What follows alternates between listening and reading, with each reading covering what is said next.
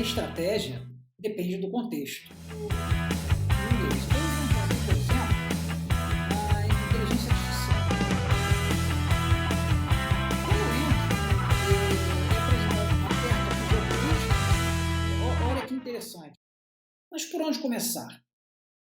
Por onde eu começo a entender esse contexto que eu vou desenvolver a minha estratégia?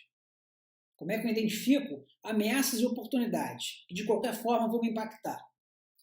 Eu sou Rodolfo Vadovsky e hoje nós destacaremos a importância do contexto amplo, do contexto macro, né? E veremos como começar a entendê-lo. Falaremos sobre o início da análise do contexto, né? A grande perspectiva. Procuraremos entender o movimento das placas tectônicas, aquelas forças que atuam e ninguém vai conseguir impedir o seu movimento. Vamos ver como aproveitá-las e não reagir contra essas tendências e incertezas que estão aí à nossa volta. Veremos o exemplo de uma organização que faz um trabalho muito completo, né? E nós podemos, sim, aproveitar as informações que ela consolida. E como já mostrei detalhadamente em outros vídeos, nós sabemos que a estratégia era composta por 3 pilares: as finalidades, os recursos que eu tenho, eu posso acessar, e o como, a forma que eu vou executar as ações com esses recursos que eu tenho. Mas essa estratégia, né, ela está dentro de um contexto, né, e isso nós já percebemos, né?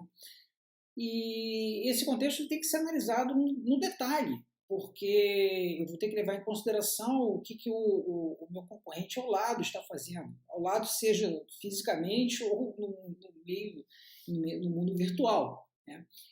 Só que antes de eu entrar nesse contexto detalhado, né, para fazer a minha estratégia de forma um pouquinho mais concreta, eu tenho que entender o contexto amplo, né? Eu tenho que entender o que está acontecendo no mundo.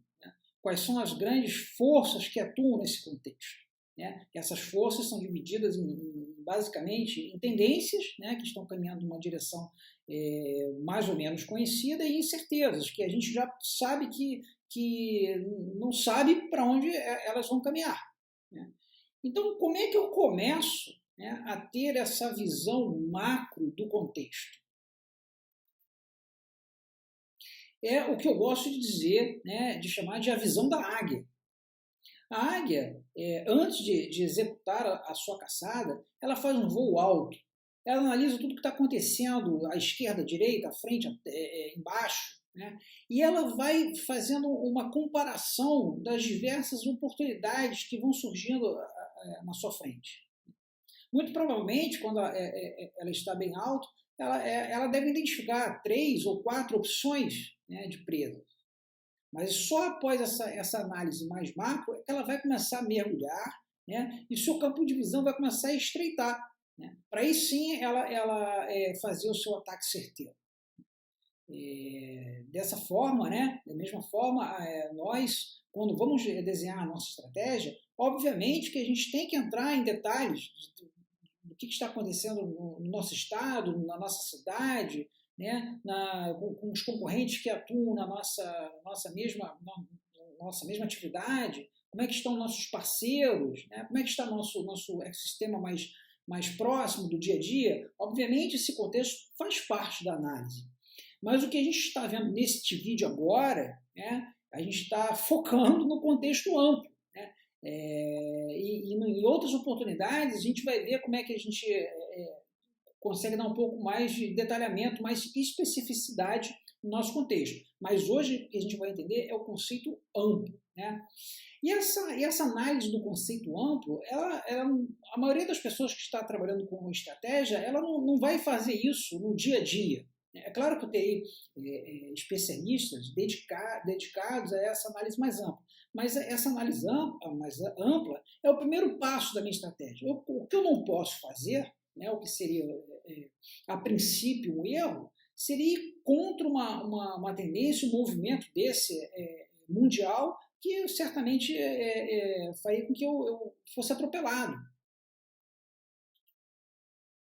E como é que eu começo? Como é que eu começo a analisar essa big picture, como é que eu começo a ter uma visão mais abrangente? Uma coisa importante é que eu não posso me limitar, né, à minha região, ao meu país. O mundo hoje ele é globalizado, né, e com as atividades digitais, o que está acontecendo na Nova Zelândia, por exemplo, tem impacto aqui no interior de São Paulo, no interior do Amazonas. Né? As coisas são muito rápidas. Né? O que está acontecendo na Índia tem impacto na África do Sul, que tem impacto na Noruega e aqui no Brasil, consequentemente. Ou seja, essa análise macro, ela não pode se limitar, né, ao noticiário nacional. Eu tenho que ver o que está acontecendo no mundo. Além disso, eu tenho que ter uma visão de longo prazo. Né? O que vai acontecer, né, com esses movimentos, né, maiores em anos, em décadas? Como é que o mundo está caminhando nisso? E o outro aspecto importante dessa análise é que eu não posso ser muito lento. Essa análise ela tem um caráter exponencial. Né? A lei de Moore, né, na década de 60, ela ficou muito conhecida justamente por essa previsão de que a cada 1 ano e meio, 2 anos, a capacidade dos computadores dobraria. Né? E isso vem se mostrando uma realidade há muito tempo. Né? E quando nós fazemos uma análise macro e a gente identifica uma tendência, a gente tem que considerar que isso pode mudar muito rapidamente, né? Evoluir muito rapidamente. Então, só fazendo um parênteses aqui, é importante conhecer, além desse mapeamento, né, do ambiente, é importante conhecer as ferramentas de estudar os futuros no futuro, no plural. Porque nós não temos apenas um futuro, nós temos vários futuros, dependendo do que nós fizermos hoje. Né? Então, estudos dos futuros, né, existem várias ferramentas para isso. Uma ferramenta muito popular e muito boa para se fazer isso é a ferramenta de análise de cenários. Né? Um dia eu pretendo fazer um vídeo sobre isso, porque é extremamente interessante. Bom, fechando o parênteses da ferramenta de cenários. Essa visão abrangente, ela tem que acontecer fora da minha empresa, fora da minha indústria. Ela tem que ter uma visão como se fosse um ecossistema, com vários atores e fatores interagindo ali. Por exemplo, a visão de indústria, né, a indústria automobilística, né, a indústria de energia, né, a indústria de software. Eu pergunto, em qual indústria está a Tesla? A Tesla ela não pode fazer uma análise, né, do macroambiente considerando apenas o desenvolvimento das baterias, né, o desenvolvimento de software. É uma análise que ela tem que ser muito abrangente, ela tem que identificar essas grandes forças, quais são os movimentos das placas tectônicas. Né? E esses movimentos, eles são importantíssimos, porque aparentemente eles estão longe. Nós aqui no Brasil, por exemplo, podemos achar que não, isso está acontecendo na Europa, está acontecendo na China, né, nos Estados Unidos, mas de repente essas oportunidades e essas ameaças podem chegar aqui, né, no nosso país. Né? Então é importante identificar isso, né, essa visão macro, né, para eu não lutar contra esses movimentos, né, esses mega movimentos. Eu tenho que surfá-los, identificá-los e surfá-los. E além dessa identificação, dessa visão macro, eu tenho que ter uma visão de antecipação. Né? Eu tenho que ter uma análise objetiva, mas com uma visão de antecipação. Né? Porque a decisão que eu tomar hoje, ela vai ser vivida no futuro. E as mudanças, como a gente está vendo aí pelo gráfico, elas são exponenciais. Então, por exemplo, se eu decido fazer um curso de um doutorado, né? O doutorado ele demora em média aí de 3 a 4 anos. Então, para eu tomar essa decisão, né, eu vou ter que fazer um projeto, vou pensar no tema que eu vou estudar no doutorado, e aí é 1 ano de preparação, aí eu inicio o curso. Quando eu terminar, né, aquilo que eu decidi estudar, né, quando eu terminar o doutorado, já se passaram aí 5 anos. Num mundo onde as coisas evoluem exponencialmente, isso é muito perigoso. Eu tenho que ter uma capacidade de antecipação. Tem uma análise aí que nós fizemos, colocamos no vídeo, que é a comparação, né, entre Aquiles e Odisseu, e uma das características de Odisseu né, é a capacidade de antecipação, né, de conectar o que está acontecendo no presente, né, as ações e as consequências dessas ações para o futuro. Só que hoje em dia, né, o mundo VUCA, né, volátil, incerto, complexo e ambíguo, né, ele é muito mais difícil de trabalhar essa questão da antecipação do que na época de Odisseu. Seria um grande desafio, seria muito interessante ver Odisseu trabalhando a antecipação do nosso mundo VUCA. Mas, enfim, toda essa análise do macro contexto, né, essa visão da big picture, né, ela tem que ser feita. Né? Alguém tem que fazer isso. Se eu estou trabalhando sozinho, eu vou ter que fazer. Se eu tenho uma organização, eu tenho que ter alguém que faça aquilo. Se eu não tenho alguém que faça aquilo, eu tenho que contratar alguém para fazer. Daí o valoroso trabalho das consultorias. Né? Porque quando uma pessoa ou uma empresa, seja ela pequena, grande, ela está desenvolvendo ali as suas atividades, são muitas questões burocráticas, né? A tal da ditadura da rotina. Né? Tudo é feito no curto prazo. Mas eu tenho que ter alguém pensando fora ali da caixa, alguém analisando o que está acontecendo, quais são as oportunidades que nós podemos ali aproveitar, quais são as ameaças. Né? E eu tenho que me informar de outros universos. Né? O que está acontecendo ali naquela outra, entre aspas, indústria, que pode me afetar em breve. Um exemplo, né, de uma dimensão nova que está crescendo de forma excepcional, né, é o espaço. Quando nós tínhamos aí há 500 anos atrás, né, as navegações eram muito limitadas. Né, os próprios europeus eles navegavam, mas eles não andavam pelo mundo. Né. Depois, com o surgimento, né, as grandes navegações, surgimento de embarcações e técnicas de navegação mais modernas, né, o mundo mudou. Os oceanos passaram a ter uma importância enorme, né, no nosso planeta. Né? As rotas comerciais adquiriram um valor imenso. Né? A própria Inglaterra, né, se desenvolveu muito pelo aproveitamento dessa nova dimensão que não existia, pelo aproveitamento dos oceanos. E agora nós temos aí acontecendo, né, a passos largos, né, o domínio do espaço. Né? Olhando esse gráfico aí, a gente observa, né, o número de satélites, né, que vem se acumulando, né, desde maio de 2019, apenas da SpaceX. Né? A cada lançamento, né, são colocados 60 satélites em órbita. Né? E começou em maio de 2019 e agora a gente já tem aí em torno de 2.000. E a ideia da SpaceX, desse projeto, que é fornecer internet, né, o nome desse programa é Starlink, é colocar 40.000 satélites. Isso, 40.000 satélites apenas de uma empresa. E então a gente olhando aí para o globo terrestre, né, com essa quantidade de satélites aí sobre as nossas cabeças, com certeza o mundo será outro. Quais são as oportunidades que acontecerão, que surgirão, quais são as ameaças para o meu negócio, né? O mundo vai mudar. Será que vai mudar daqui a um mês? Não, daqui a um mês não, mas daqui a alguns anos sim. E dependendo da minha atividade, dependendo da minha empresa, do que eu estou fazendo, isso aí é um exemplo, né, de grandes mudanças que estão acontecendo no mundo. E a gente vai ver mais para frente no vídeo outros setores que também mudam muito rapidamente. E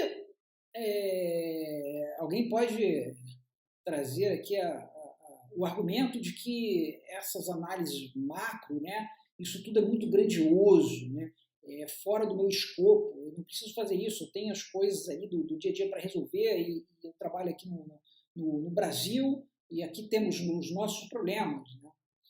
Mas essa análise macro, essa análise de longo prazo é justamente o que o estrategista deve fazer. Né? Ele deve se posicionar de forma a enxergar as suas atividades diárias de uma posição mais alta para ele poder conectar aquilo que está acontecendo com o que está à volta, com o contexto. O Brasil tem seus problemas específicos, a gente aqui não está trabalhando com espaço, não está trabalhando com inteligência artificial no nível de China e dos Estados Unidos, né? Mas o que está acontecendo lá, mais cedo ou mais tarde chega aqui, né? Dando um exemplo bem mundano, né? Até programas de televisão que são desenvolvidos nos Estados Unidos, de repente chegam aqui como uma grande novidade, mas nada mais são do que cópias, né? Então, dentro dessa ideia, né, a gente vê coisas que antigamente eram segredos, ninguém sabia, né, mas estavam acontecendo, né, sob neblina, debaixo de neblina, né, e o mundo não sabia, mas aquilo teve um impacto enorme no futuro. Exemplo aí dos computadores, né, na Segunda Guerra Mundial, quem sabia? Quantas pessoas no mundo sabiam que estavam sendo desenvolvidos computadores? Né? O pessoal não sabia nem que era um computador. De repente, isso foi se disseminando, né, pelas empresas, saiu do meio militar, foi para o meio civil, né, e hoje em dia aí nossas crianças têm aula online. Outro exemplo, né, de coisas que acontecem, né, nesse, entre aspas, fora do meu escopo, e terminam nos impactando. O GPS. Né? O GPS é um sistema de posicionamento global que foi desenvolvido, né, para trabalhar com mísseis intercontinentais. Olha que coisa totalmente fora do meu dia a dia. Quem aqui que trabalha num restaurante que estava pensando na década de 60, 70 com um posicionamento de mísseis intercontinentais? Ninguém estava pensando nisso. Ninguém estava acompanhando, né? Mas hoje em dia, quem tem uma pizzaria, né, e tem um sistema de entrega, né, usa o GPS para saber onde estão os seus entregadores, né, se já entregaram, se estão indo, se estão voltando. São coisas que surgiram, né, aparentemente do nada. A própria internet, né, a internet que nós usamos aí para tudo, né, ela foi também, durante um bom tempo, um segredo. Né, foi um segredo de Estado. As coisas estavam acontecendo, desenvolvimentos tecnológicos né, na Universidade dos Estados Unidos, né, uma forma aí de como é que vou dizer, duplicar o sistema de comunicações em caso de ataque nuclear soviético. Então, eles precisavam de um sistema de comunicações que não fosse destruído, que foi, no caso, batizado de ARPANET, né, desenvolvido por uma agência de alta tecnologia, desenvolvimento de tecnologia americana, né, a ARPA, que hoje em dia chama-se DARPA. Enfim, essas análises macro, elas não são inúteis. Né? Elas podem, sim, nos mostrar oportunidades ou ameaças, né, que eu posso utilizar no meu negócio. Agora, essa visão macro, ela é complicada. Ela é complicada porque muitas coisas nós não temos acesso. Né? Como eu disse, no caso dos computadores, né, do GPS, da internet, no início do desenvolvimento dessas tecnologias, por mais que hoje em dia sejam populares, no início ninguém tinha acesso. Né? Hoje em dia, por exemplo, muitos negócios do mundo dependem das mídias sociais. Então, nós dependemos aí do Facebook, do Google, né, do YouTube. E quais são os planos do Facebook e do Google para o YouTube? Né? Quais são as tendências? E podemos saber quais são os seus planos estratégicos? Não, mas nós podemos identificar quais são as tecnologias que estão se desenvolvendo de forma mais promissora, né? Quais são as pressões sociais contra ou a favor de determinada tecnologia. Então, é possível começar a visualizar o contexto macro para tirar alguns insights. Como é que será o resultado da disputa geopolítica entre China e Estados Unidos? Realmente é difícil, né, tirar disso conclusões e ações práticas imediatas, mas eu posso tirar dali insight e nessa análise constante, vez por outra, eu consigo identificar alguma coisa de uso prático. Né? O que nós precisamos, né, diante dessa dificuldade para analisar o contexto, né, é de algum farol, algum ponto de referência, né, onde eu possa ali começar a analisar isso. E aí eu tenho, a partir dessa minha visão macro, eu vou vendo aquilo que é mais interessante para as minhas especificidades do que eu quero e vou aprofundando. E como começar, né, por onde começar essa visão macro, ou seja, entender o mundo, como entender o mundo, né? E aí eu trago um exemplo hoje, né, de como a gente pode começar a fazer isso. A instituição, né, que eu trago para analisar aqui, né, como uma instituição capaz de fornecer essa visão macro, é o Fórum Econômico Mundial. O Fórum Econômico Mundial ele foi fundado na década de 70, né, na Europa, para tratar de questões de gestão. E aí ele foi se desenvolvendo, né, e certamente recebe muitas críticas, né, sobre a sua atuação, seu foco, né, suas prioridades, mas o fato é que o Fórum Econômico Mundial cresceu muito, né, e muitos stakeholders, ou seja, muitos interessados, né, que participam ativamente dessas reuniões que acontecem anualmente em Davos, na Suíça. E essas reuniões, elas juntam aí líderes empresariais, né, políticos, intelectuais, jornalistas de destaque, e eles discutem questões mundiais que são relativamente urgentes, né? Mas o que nos interessa agora, né, não é analisar o Fórum Econômico Mundial. O que nos interessa agora é voltar no propósito do nosso vídeo, que é entender, né, o contexto macro. Isso que nos interessa. Então, o que eu vou trazer aqui do Fórum Econômico Mundial é a capacidade de inteligência estratégica dessa instituição.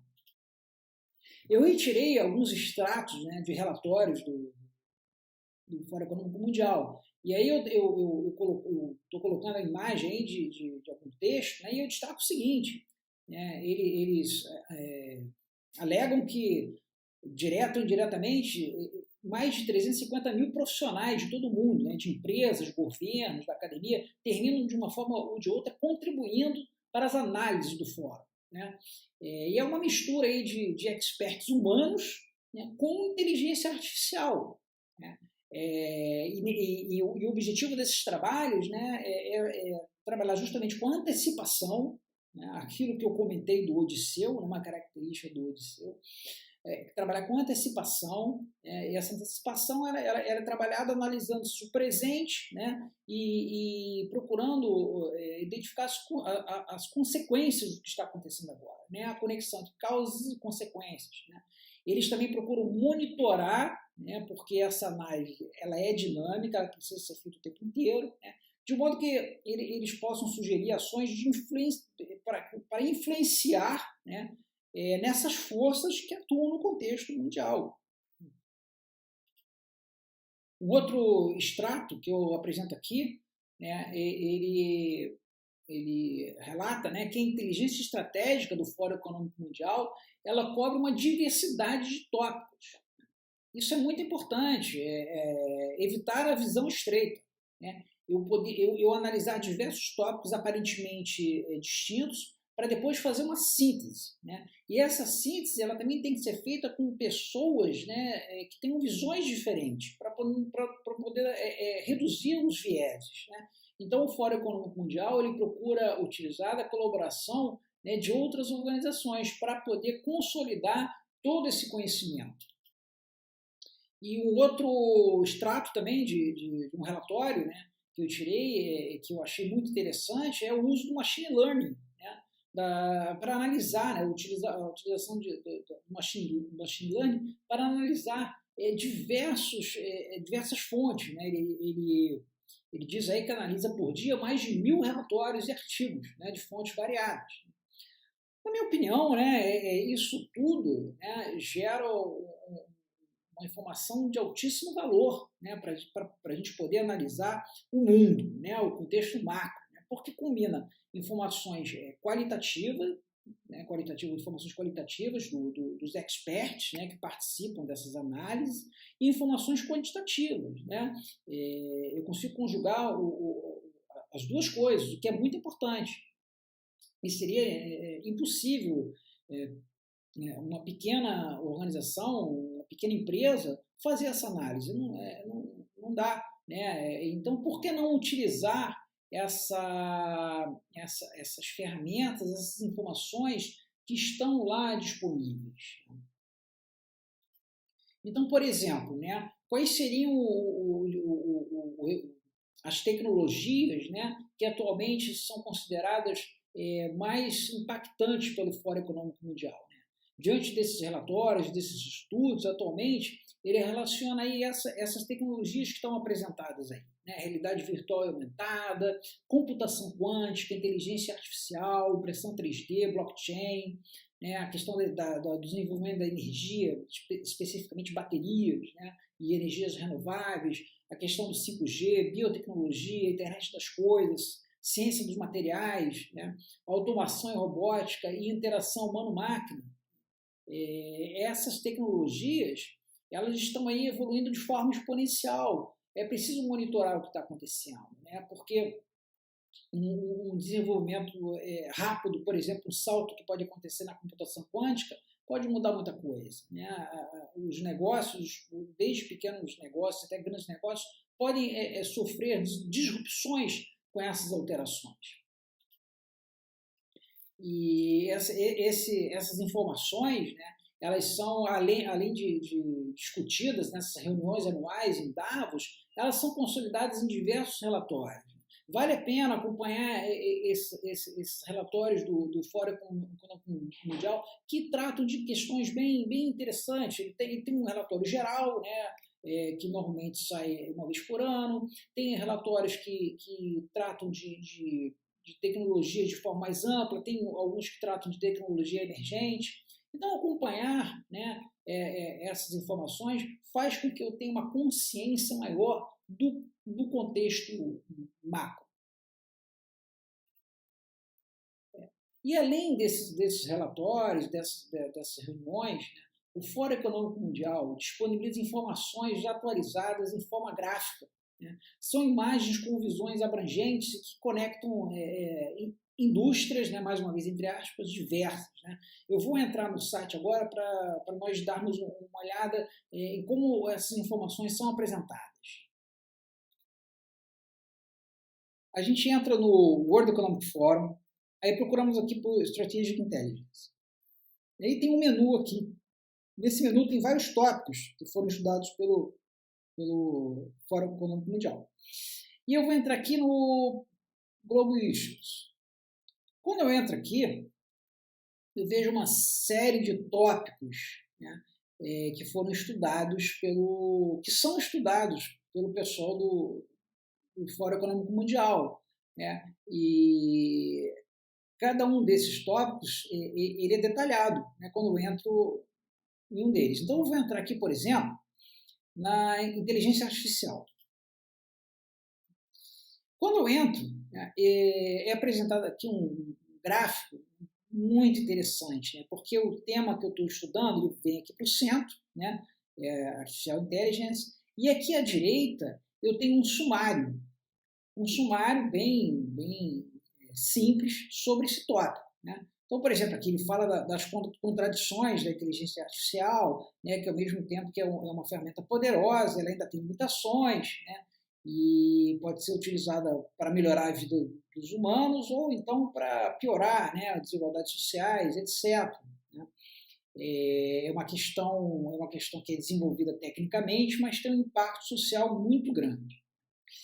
E quando eu começo a ver aqui essa estrutura do gráfico, eu percebo que aqui em volta, né, eu tenho esses círculos, né, que representam o que ele chama de questões-chave. Né? E aí eu posso explorar cada uma dessas questões, né? E ela vai me conectando com outros tópicos. Né? Por exemplo, eu vou clicar aqui nesse AI for what purpose? Né? Para que eu quero a inteligência artificial? E aí, né, aqui à direita tem um texto, né, explicativo, e aparentemente me parece bem atualizado, sobre essa questão-chave. Né?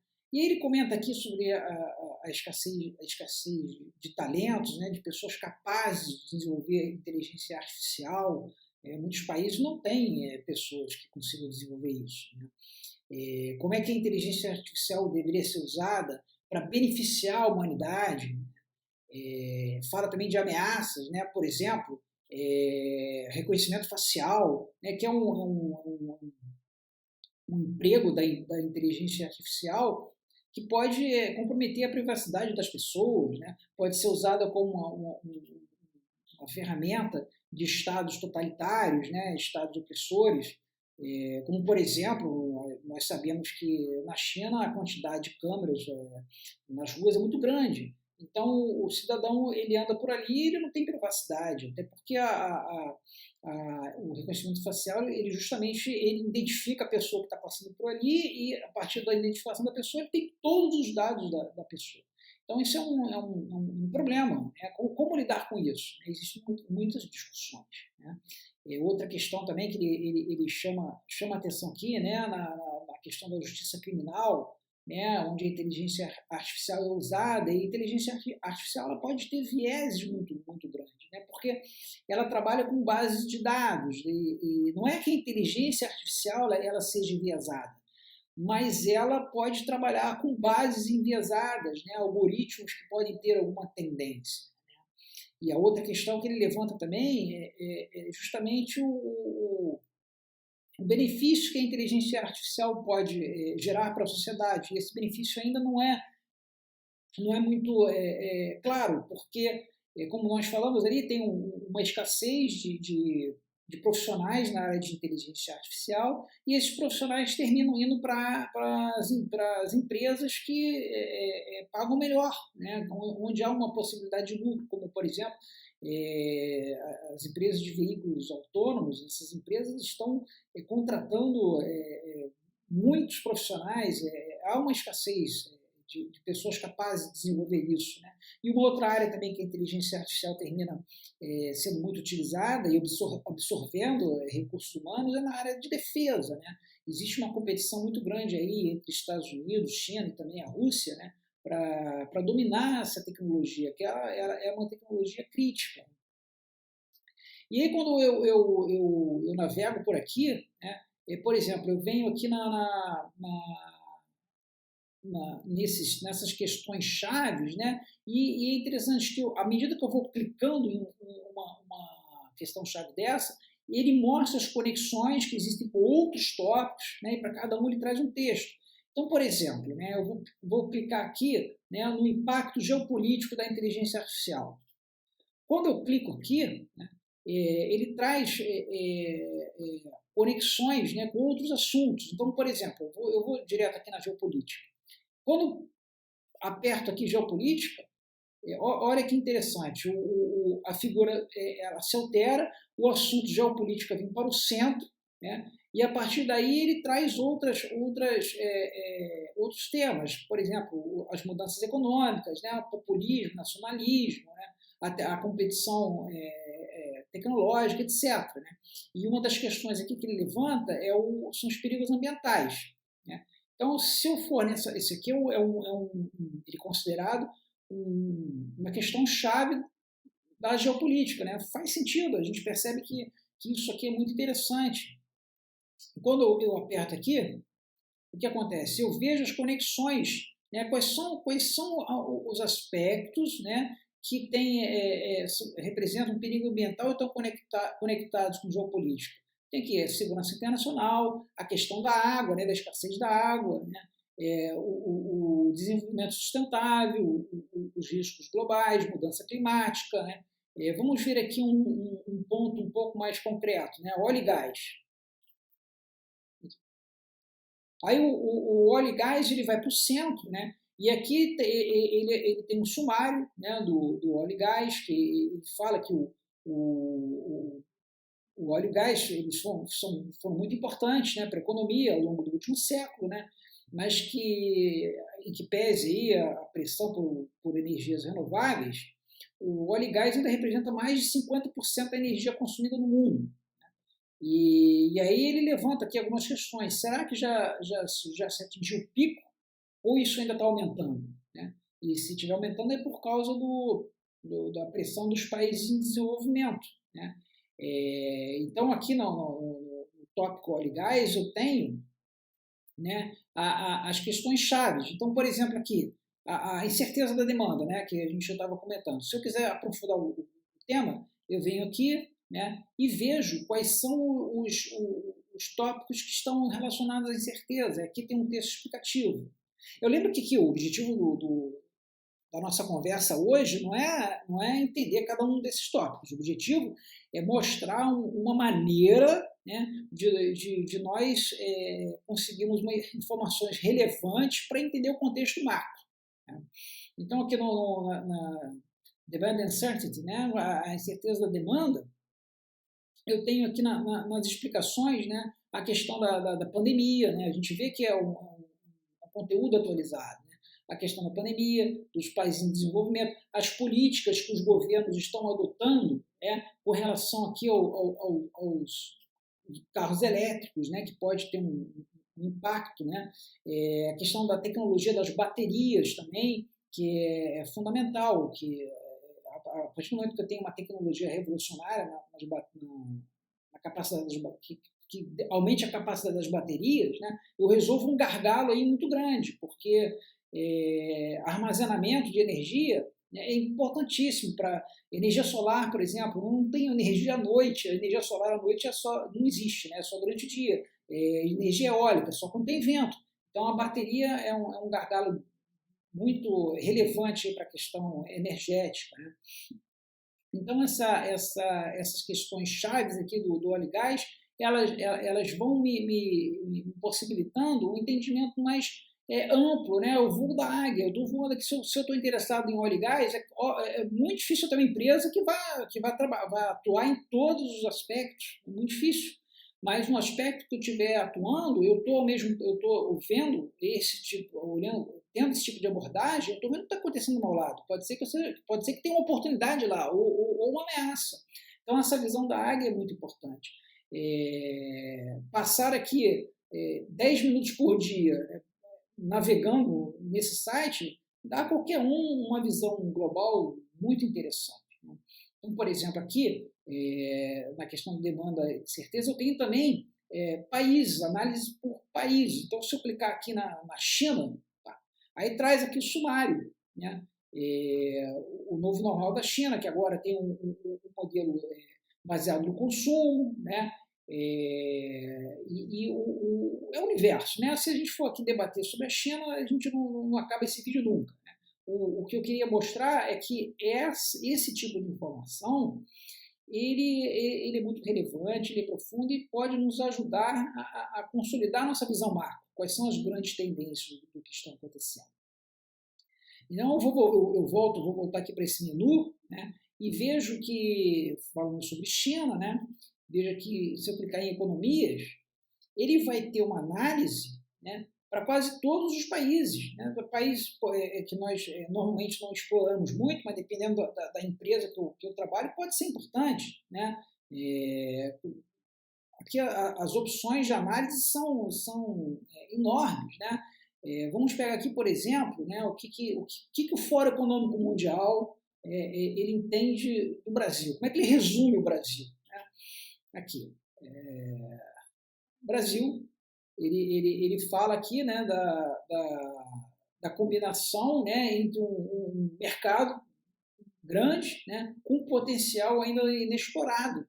Né? Fala aqui da questão da não recuperação econômica, né, devido aí à pandemia, e aí ele levanta aqui como questões chaves, né, assuntos bem pertinente, né?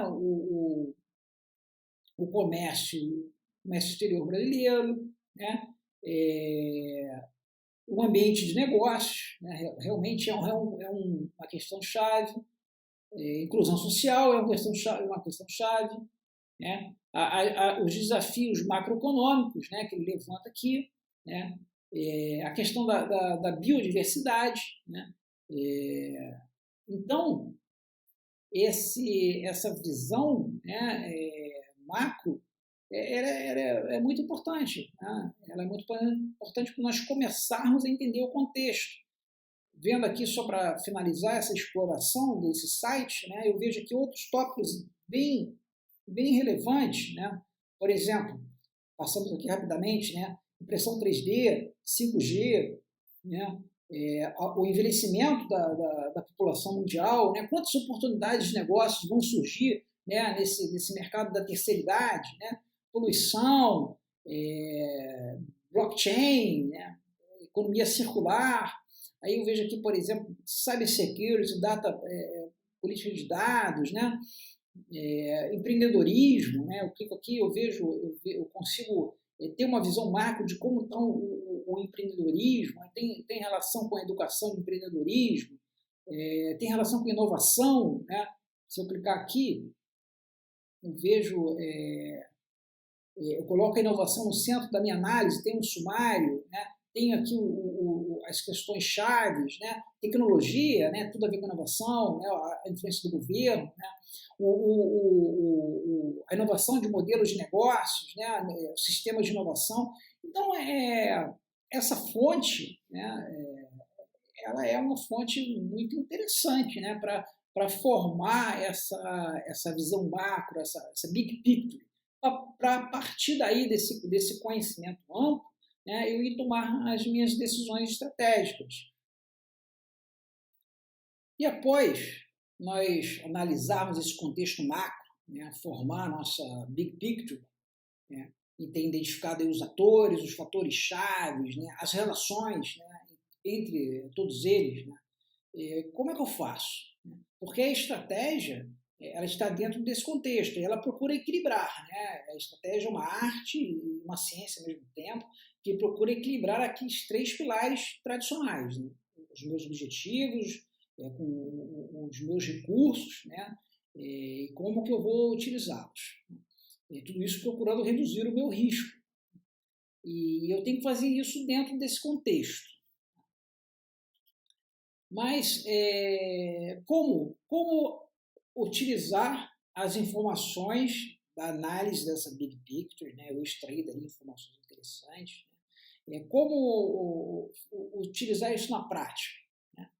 O que eu tenho que fazer é adaptar isso à minha situação específica, tirar conclusões que me ajudem na prática, né? Simplificar, né? Daquele caos de informações, eu vou afunilando até chegar em algo que seja útil para mim, né? Deixando claro as minhas prioridades.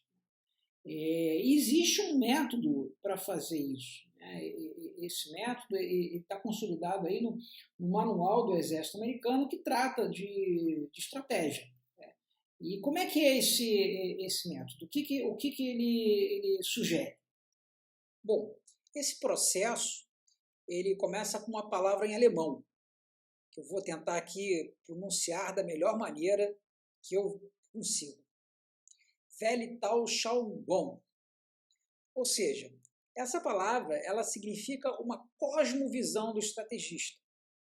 É uma visão ao mesmo tempo objetiva do que está acontecendo, do que ele consegue observar, e uma visão antecipatória, onde ele vai tentar conectar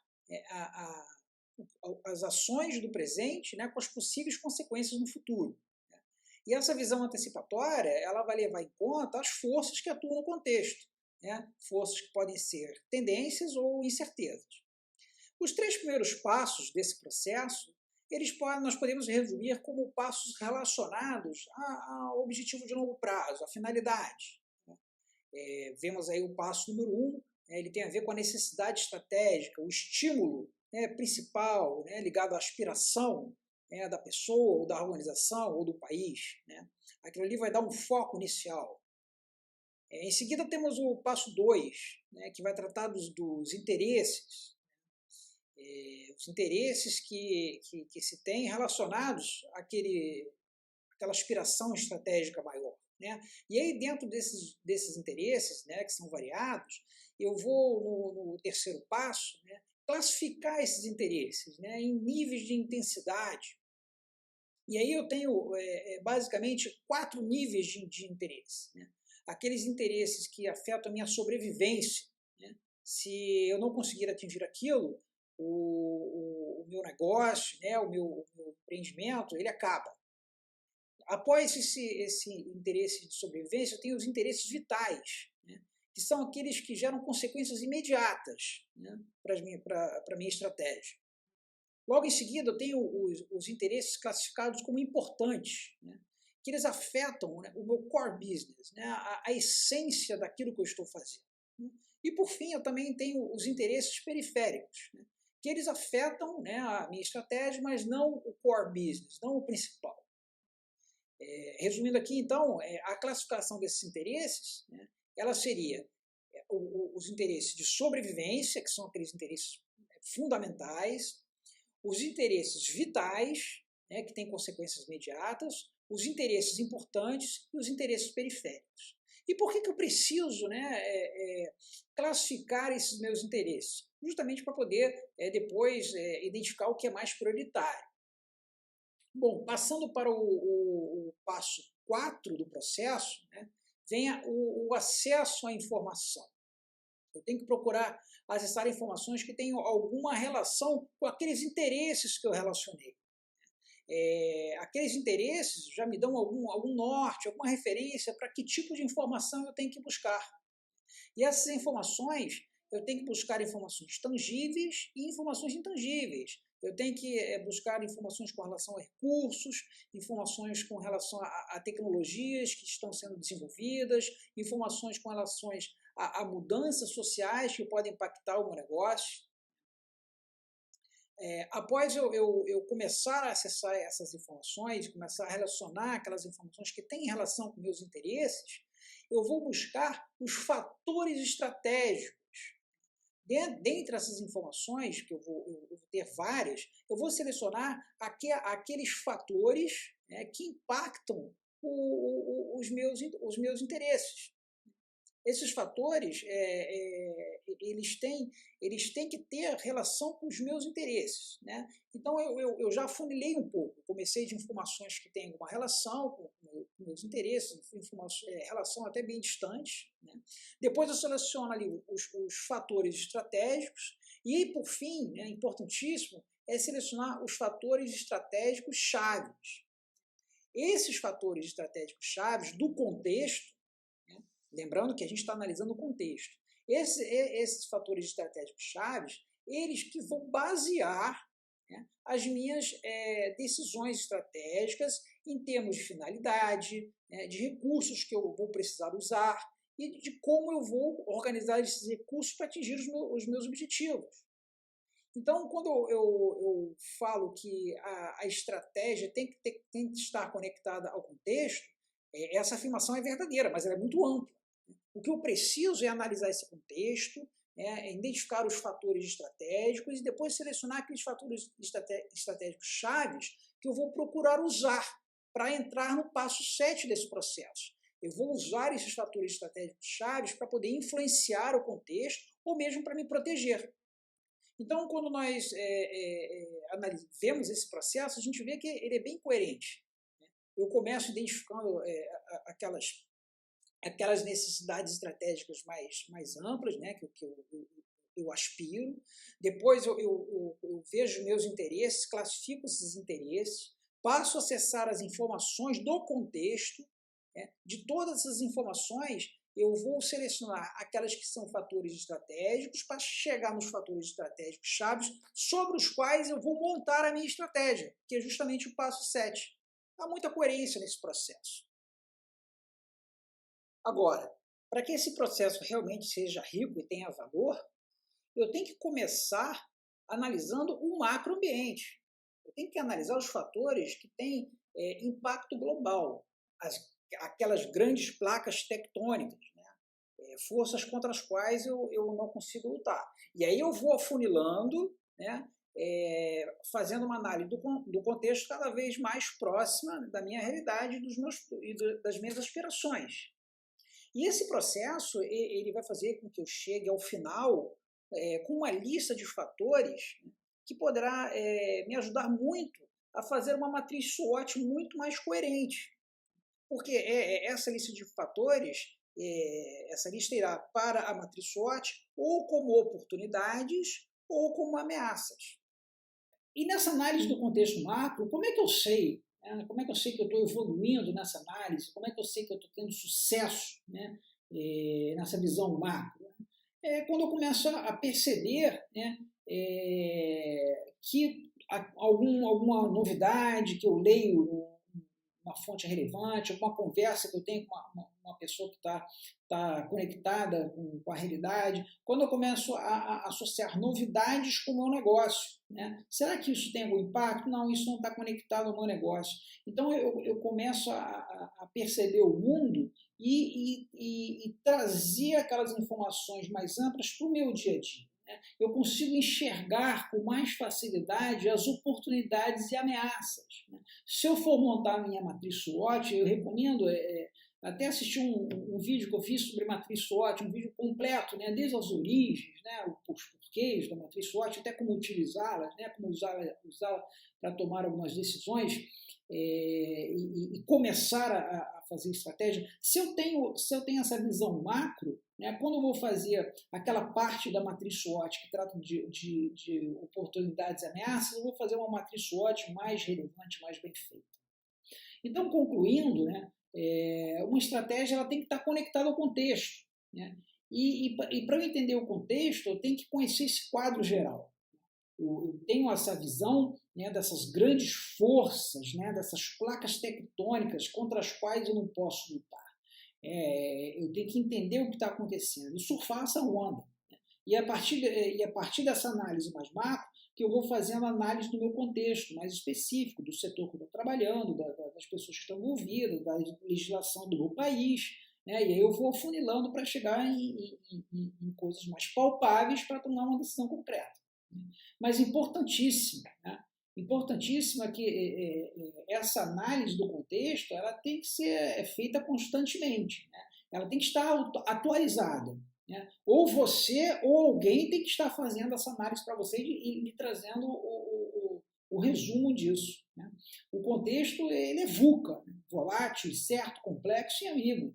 Não dá para tomar uma decisão de longo prazo e não atualizá-la. Né?